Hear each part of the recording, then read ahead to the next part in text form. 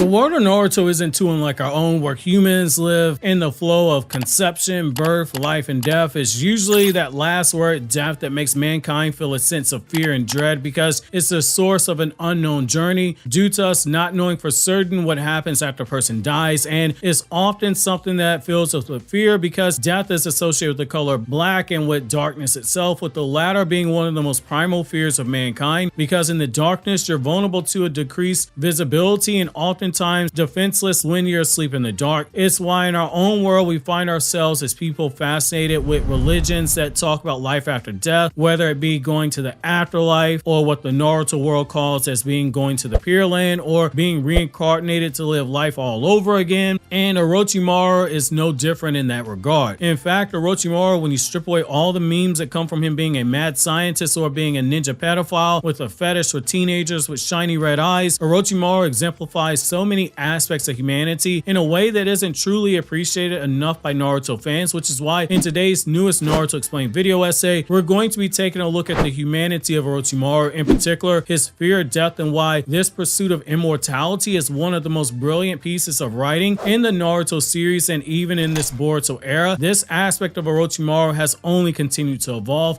in a much underappreciated way. Let's be very clear here. Orochimaru and this quest to obtain the perfect body and his quest to escape from death is one of the most masterful elements in Naruto because it's the most humanizing. Whereas with villains like Zabuza, who gave us a speech about how shinobis are tools, or Pain gave us a speech about the cycle of hatred, Itachi gave us a speech on reality, Madara gave us a speech of the cruelty of life via the winners and losers speech, Orochimaru didn't have some grand speech that's filled with this brilliant, mind-blowing prose by Masashi Kishimoto that made you stop and question what the meaning of life was. However, that is what makes Orochimaru as brilliant as he is. On the surface level, there's a bit of simplicity to his reasons why he's seeking power, yet it's actually so simple that it's genius. We get our first glimpse into this when we see the line mentioned in the story where he's shown chopping up the bodies of missing shinobi, where he declares that he's like the guy who first mixed the colors red and blue together to discover purple. That's how he described his quest to learn all about ninjutsu and all ninjutsu that exists, which in of itself is a very defining human characteristic. Humans by nature, we're inquisitive. Part of the human experience is to seek out stimulation in order to grow. It's why a child will do something as foolish as place their hand over a hot oven despite being told not to do so, because they don't know any better and they're curious. What happens if I were to do something like this? It's the same thing with Orochimaru. He's like that child who burns his hand on a stove. However, we later learn that there was another reason behind his quest for knowledge, a very humanizing reason.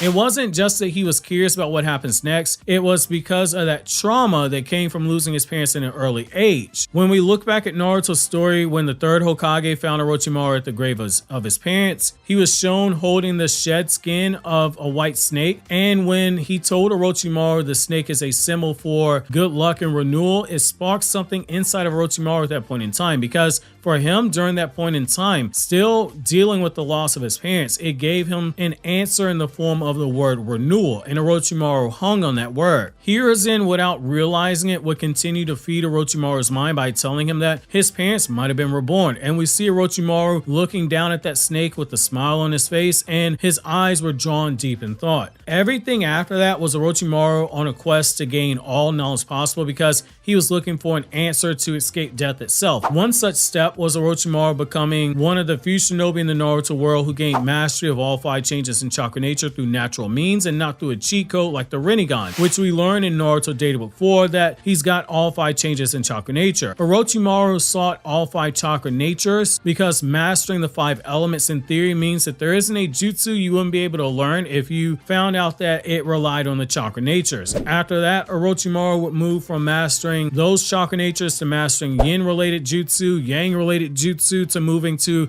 learning forbidden jutsu, looking at the very ninjutsu that violated the laws of nature because his focus was on immortality itself. By this point in time, Orochimaru was someone who knew all too well exactly what death entails. Based on his age in the flashback with Hiruzen, his parents died during that 20-year gap between the first ninja war where Tobirama died and Hiruzen became Hokage, and the second ninja war where the legendary Sannin would fight against Hanzo. He learned at an early age a lesson that can scar children if they lose both of their parents at that young age, which is there will come a time where where the people you love and care about are going to leave you via death, either through old age after living such a long life, or unexpectedly when you're still in an age where you still need and depend on them, which is where Orochimaru was at that point in time. With Orochimaru, we see this moment onward after he loses his parents that he's consumed with death on multiple levels, and you see it in his characterization. For instance, in the Second Ninja War, he took countless lives during that war, and he had become numb enough to death that the prospect of killing Nagato and the war orphans wasn't something that was ruled out by him. He was quick to suggest it. He looked at it like he would be doing them a favor by ending their lives before any of them suffered any further, and it would be during the later stages of the war that we would see Tsunade's younger brother Nawaki actually get killed, and Orochimaru was there to see it happen. And then later on, her lover Dan did get killed. Each time Orochimaru's reaction, it was pretty clear. Death was something that on some level still shook him. He saw a bright young soul in Nawaki getting killed, being blown up right in front of him, and he saw Tsunade visibly shaken after seeing his body. He saw Tsunade become a shell of herself when her lover was killed, and she was unable to save him despite her being known at the time as being the greatest medical ninja alive. For Orochimaru, moments like that showed it didn't matter the jutsu or how skilled the person was performing the jutsu when death came calling, as it always does at some point for all of us. There's no escaping the embrace of our good friend in the darkness. However, that didn't stop Orochimaru. In fact, it only drove him further. During the Third Ninja War, back when Anko was still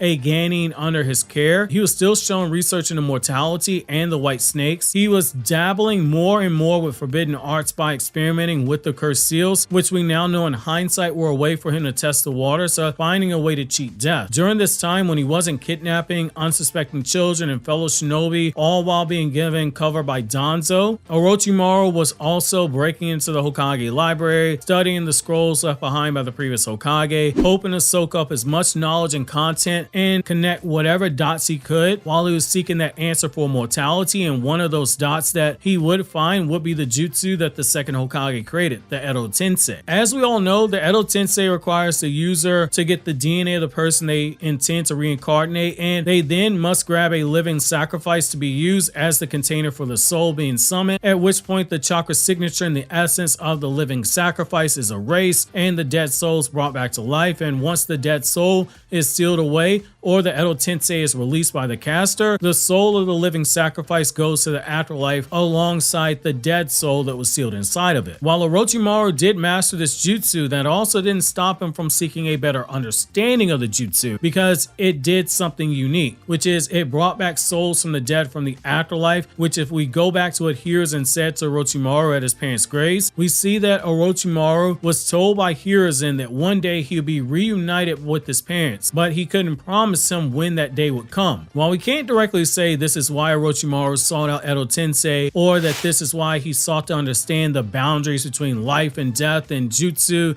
that can cross those boundaries, you can make the argument that this is what drove his fascination with it. In the second Naruto Shippuden movie, one of the things that we learn is that Orochimaru went to the land of Sky for the purposes of trying to learn more about reincarnation and immortality jutsu. There was an insatiable hunger and a thirst for knowledge in this subject area that Orochimaru chased after once he was on the run out of Konoha. In the Sasuke Retsunden through Chia and the Heavenly Stardust story, we learn in a scene that was not adapted into the Boruto anime or the spin-off manga version of the story that Orochimaru also went to the land of Rodaku seeking information on the Sage of Six Paths and the primitive version of Edo Tensei that was used to revive animals, which in that story, those animals were dragon beasts. Just as in our own world, before medicines and other technology are used on humans, they're oftentimes tested out on various animals to study the effects, to see how they're actually done. And we see here that Orochimaru took a very similar approach with Edo Tensei, despite it already seemingly being completed due to Tobirama having created that modern version of the jutsu. But as we know, Orochimaru isn't just one to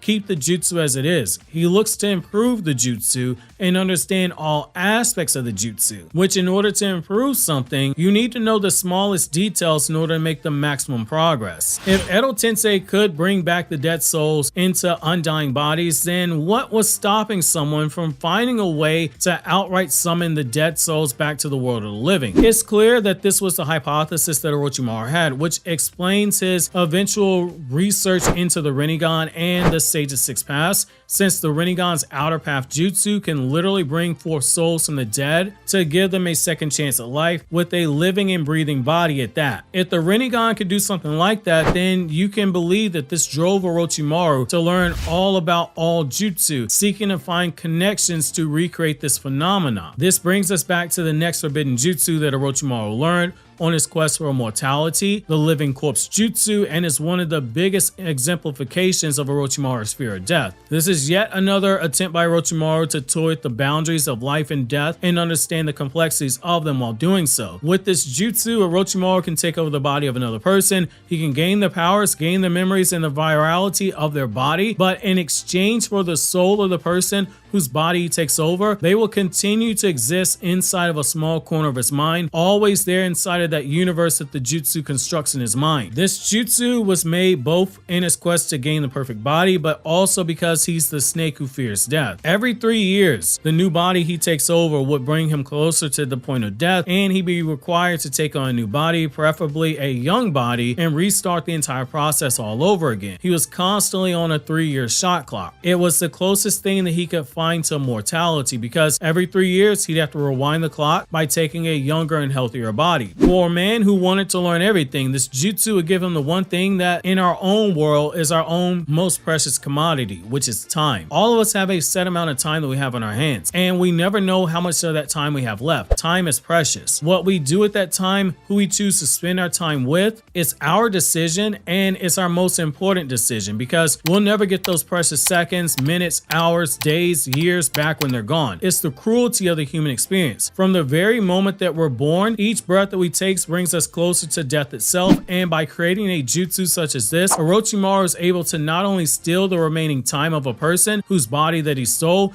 but also push back his own clock to continue running away from death. Between this and his ability to reemerge from those who have the curse mark seals, like he did with Sasuke during the Itachi battle, and like he did with Anko during the 4th Ninja War, Orochimaru found himself with more than one cheat code to escape death and reclaim the one thing that none of us are able to get back more of, which is time. However, due to him acquiring all the knowledge and upgrades that Kabuto made to his body, Orochimaru used the situation to eventually take over Zetsu's body and finally get the one thing he's been searching for, a perfect body, one that doesn't age, one that doesn't require nutrition or water or need for sleep. All hours of every day could be spent researching immortality, and this would lead us to the Boruto era. Orochimaru seems to have given up on the prospect of finding a way to get souls from the afterlife and cheat death in the traditional sense, but with this cloning technology, he's found a way to seek immortality in another way. It's through his own children. Mitsuki and Log are clones of Orochimaru. They're literally his genetic material, and he's made multiple versions of those children, just as Shin had multiple versions of himself. And it's because of Orochimaru's cloning experiments. Is one really dead when their genetic copies still exist out there in the world? Is one really dead when there's a backup of the clone ready to be used? Sure, each clone has its own soul. We see as much with Amato and his daughter Akibi and her clone Delta, where Amato's cloning technology is more advanced than Orochimaru's in the sense that Amato's clone of his daughter has all of her memories of the original Akibi, but her soul is not inside of her. Whereas Orochimaru's clones, they have no such benefit in terms of the memories. Does he have the means to transplant the memories of each clone into a new body if he wants to? Yes, because we've seen in the anime, he has a way to download the memories into the clones that he makes. Whereas it's implied to us in Boruto chapter 75 that each of these Akibi clones that Amato made that we know as Delta, they retained her memories, they had her voice, but they didn't have her personality because they didn't have her soul. If Orochimaru has a clone of his own children, there's no reason to think that he doesn't have a clone that isn't a genetic replica of himself, but also shares the experience and the memories of Orochimaru because he has his own memories downloaded somewhere waiting to be uploaded into the clone the moment that he himself eventually dies. In short, Orochimaru might be the man who feared death, but his quest to cheat death has been written in a way that explores the human fascination with life after death from multiple angles and the human desire to cling to life as we get closer to death. While he isn't written like other fictional characters who are chasing literal immortality elixirs, he is still chasing it in a figurative way and in a literal sense, which is why I find the character so fascinating. However, if you enjoyed this video essay, click here to check out the other ones you see on the screen right now.